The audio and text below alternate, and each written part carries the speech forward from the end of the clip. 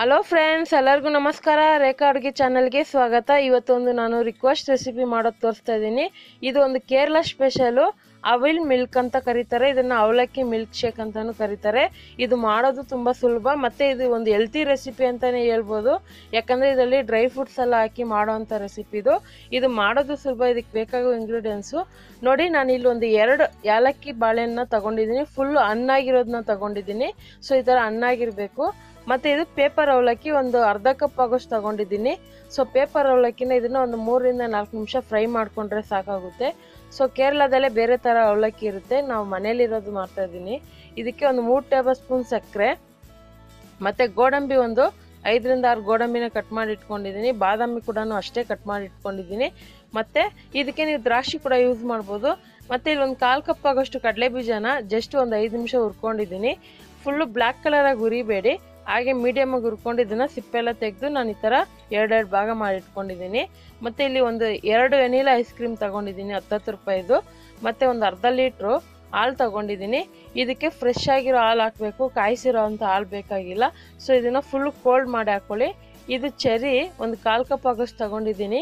ಈ ಚೆರಿ ಮಾಮೂಲಿ ಎಲ್ಲ ಬೇಕ್ರಿಗಳಲ್ಲೂ ಸಿಗುತ್ತೆ ಲೂಸಲ್ಲಿ. ಸೊ ಲೂಸಲ್ಲಿ ತಗೊಬಂದು ಮಾಡ್ಬೋದು. ನಿಮ್ಗೇನಾದ್ರು ಈ ಥರ ಸಿಕ್ಕಿಲ್ಲ ಅಂದರೆ ಆನ್ಲೈನಲ್ಲಿ ಕೂಡ ತರಿಸ್ಕೊಬೋದು.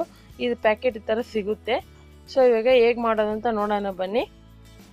ಈಗ ಏನು ಬಾಳೆಹಣ್ಣು ತಗೊಂಡಿದ್ದೀರೋ ಅದಕ್ಕೆ ಸಕ್ಕರೆ ಹಾಕ್ಕೊಂಡು ಇದನ್ನು ಒಂದು ಚೆನ್ನಾಗಿ ಸ್ಮ್ಯಾಚ್ ಮಾಡ್ಕೊಳ್ಳೋಣ. ಸೊ ಇದು ಚೆನ್ನಾಗಿ ಹಣ್ಣಾಗಿರಬೇಕು ಬಾಳೆಹಣ್ಣು. ಅಕಸ್ಮಾತ್ ನಿಮಗೆ ಏಲಕ್ಕಿ ಬಾಳೆಹಣ್ಣು ಇಲ್ಲ ಅಂದ್ರೂ ಪಚ್ಚ ಬಾಳೆಹಣ್ಣಲ್ಲಿ ಕೂಡ ಮಾಡ್ಕೋಬೋದು. ಸೊ ಟೇಸ್ಟ್ ಡಿಫ್ರೆಂಟ್ ಬರುತ್ತೆ. ಇದೊಂದು ಕೇರಳ ಸ್ಪೆಷಲ್ ಆಗಿರೋದ್ರಿಂದ ಡಿಫ್ರೆಂಟ್ ಟೇಸ್ಟ್ ಇರುತ್ತೆ ಮತ್ತು ಹೆಲ್ತ್ಗೂ ಒಳ್ಳೆಯದು. ಸೊ ನೀವು ಯಾವಾಗ ಬೇಕು ಅವಾಗ ಮಾಡಿಕೊಡ್ಬೋದು. ಇವಾಗ ಬಾಳೆಹಣ್ಣು ಚೆನ್ನಾಗಿ ಪೇಸ್ಟ್ ಮಾಡಿ ಇಟ್ಕೊಂಡಿದ್ದೀನಿ. ಸೊ ಸಕ್ಕರೆ ಎಲ್ಲ ಕರಗೋವರೆಗೂ ಸ್ಮ್ಯಾಚ್ ಮಾಡಿಕೊಂಡ್ರೆ ಸಾಕು. ಈಗ ಒಂದು ಗ್ಲಾಸ್ ತೊಗೊಂಡಿದ್ದೀನಿ. ಇದು ಅವಾಗೇ ಮಾಡಿ ಅವಾಗೇ ತಕ್ಷಣ ಕುಡಿಯೋದು ತುಂಬ ಚೆನ್ನಾಗಿರುತ್ತೆ. ನೆನಪಿರಲಿ, ಅವಲಕ್ಕಿ ಸೊ ನಮ್ಮ ಬೆಂಗಳೂರಲ್ಲಿ ಇರೋದ್ರಿಂದ ಈ ಥರ ನಾರ್ಮಲ್ ಪೇಪರ್ ಅವಲಕ್ಕಿನೇ ಮಾಡಬೇಕಾಗುತ್ತೆ. ಇನ್ನೊಂದು ದೊಡ್ಡದಾಗೂ ಬರುತ್ತೆ ಪೇಪರ್ ಅವಲಕ್ಕಿ, ಅದರಲ್ಲೂ ಕೂಡ ಮಾಡ್ಕೋಬೋದು. ಮತ್ತು ಇದಕ್ಕೆ ಡ್ರೈ ಫ್ರೂಟ್ಸ್ ಹಾಕ್ಕೊತಾ ಇದ್ದೀನಿ. ನಾನು ಹೇಳ್ದಂಗೆ ಇದಕ್ಕೆ ಕಡಲೆ ಬೀಜನೇ ಫುಲ್ ಜಾಸ್ತಿ ಇದು ಫ್ಲೇವರ್ ಟೇಸ್ಟ್ ಎಲ್ಲ ಕೊಡೋದು. ಆದ್ರೂ ಗೋಡಂಬಿ, ಬಾದಾಮಿ ಮತ್ತು ಇದಕ್ಕೆ ನೀವು ದ್ರಾಕ್ಷಿ ಕೂಡ ಹಾಕೋಬೋದು.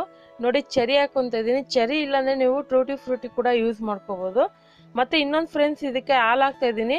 ಫುಲ್ಲು ಫ್ರಿಜ್ಜಲ್ಲಿರೋಂಥ ಕೋಲ್ಡ್ ಹಾಲು ಹಾಕ್ಕೊಳ್ಳಿ. ನಾರ್ಮಲ್ ಹಾಲು ಹಾಕಿದ್ರೆ ಟೇಸ್ಟ್ ಬರೋದಿಲ್ಲ. ಈ ಹಾಲನ್ನ ನೀವು ಸ್ಮೂತಿ ಕೂಡ ಮಾಡಿ ಹಾಕ್ಬೋದು. ಅಂದರೆ ಮಿಕ್ಸಿಯಲ್ಲಿ ಕ್ರೀಮ್ ಬರೋ ಥರ ರುಬ್ಕೊಂಡು ಕೂಡ ಯೂಸ್ ಮಾಡ್ಬೋದು. ಮತ್ತು ಇನ್ನೊಂದು ಇದಕ್ಕೆ ಹಾರ್ಲಿಕ್ಸ್ ಹಾಕ್ತಾರೆ. ಸೊ ಹಾರ್ಲಿಕ್ಸು ನಮ್ಮ ಮನೇಲಿ ನಾವು ಮಕ್ಕಳು ಯಾರಿಲ್ಲ ಹಾರ್ಲಿಕ್ಸ್ ಕುಡಿ ಅಂಥವ್ರು. ಸೊ ನೀವು ಹಾರ್ಲಿಕ್ಸ್ ಇಷ್ಟಪಡೋರಾದರೆ ಹಾರ್ಲಿಕ್ಸ್ ಕೂಡ ಹಾಕೋಬೋದು. ಸೊ ಅದು ಕೂಡ ಮಾಡ್ತಾರೆ. ಈಗ ಫೈನಲ್ ಆಗಿ ನಾನು ಇದಕ್ಕೆ ವೆನಿಲಾ ಐಸ್ ಕ್ರೀಮ್ ಇಕ್ಕೊತಾ ಇದ್ದೀನಿ. ಸೊ ಎಲ್ಲ ಮನೆಯಲ್ಲೇ ಇರುತ್ತೆ. ಏನಂದರೆ ಚೆರಿನೂ ಮತ್ತು ಐಸ್ ಕ್ರೀಮ್ ಮಾತ್ರ ಹೊರಗಡೆಯಿಂದ ತೊಗೊಬರ್ಬೇಕಾಗುತ್ತೆ. ಸೊ ಅಷ್ಟೇ, ಇದೇನೂ ಇಲ್ಲ, ಎಲ್ಲ ಮನೇಲಿರೋಂಥ ಐಟಮ್ನೇ ನೀವು ಮಕ್ಕಳಿಗೆ ಈಸಿಯಾಗಿ ಮಾಡಿಕೊಡ್ಬೋದು. ಸೊ ಐಸ್ ಕ್ರೀಮ್ ಮೇಲೆ ನಾನು ಚೆರಿ ಡ್ರೈ ಫ್ರೂಟ್ಸ್ ಎಲ್ಲ ಹಾಕಿ ಡೆಕೋರೇಷನ್ ಮಾಡಿದ್ದೀನಿ. ಹಾಗೆ ಬಾಳೆಹಣ್ಣು ಪೇಸ್ಟ್ ಕೂಡ ಹಾಕ್ಕೊತಾ ಇದ್ದೀನಿ. ನೋಡಿ, ಈ ರೆಸಿಪಿ ಇಷ್ಟೇ. ಎಷ್ಟು ಈಸಿಯಾಗಿ ಸಿಂಪಲ್ಲಾಗಿ ಮನೆಯಲ್ಲೇ ಅವಲಕ್ಕಿ ಮಿಲ್ಕ್ ಮಾಡೋದಂತ ಗೊತ್ತಾಯ್ತಲ್ಲ. ಖಂಡಿತ ರೆಸಿಪಿ ಇಷ್ಟ ಆಗಿದೆ ಅಂದ್ಕೊತೀನಿ. ಇಷ್ಟ ಆಗಿದೆ ನೀವು ಕೂಡ ಟ್ರೈ ಮಾಡಿ. ಹೇಗಿದೆ ಅಂತ ನಿಮ್ಮ ಅನಿಸಿಕೆನ ದಯವಿಟ್ಟು ಮರೆಯದೆ ಕಮೆಂಟ್ ಸೆಕ್ಷನ್ಗೆ ಕಮೆಂಟ್ ಮಾಡಿ. ಗೊತ್ತಲ್ಲ, ನನ್ನ ಚಾನಲ್ ಹೆಸರು ರೇಖಾ ಅಡುಗೆ. ಮತ್ತಷ್ಟು ಈಸಿ ರೆಸಿಪಿಗೋಸ್ಕರ ರೇಖಾ ಅಡುಗೆ ಚಾನಲ್ನ ಸಬ್ಸ್ಕ್ರೈಬ್ ಮಾಡಿ, ಶೇರ್ ಮಾಡಿ, ಲೈಕ್ ಮಾಡಿ. ಈ ವಿಡಿಯೋ ನೋಡಿದ್ದಕ್ಕಾಗಿ ಎಲ್ಲರಿಗೂ ಧನ್ಯವಾದಗಳು.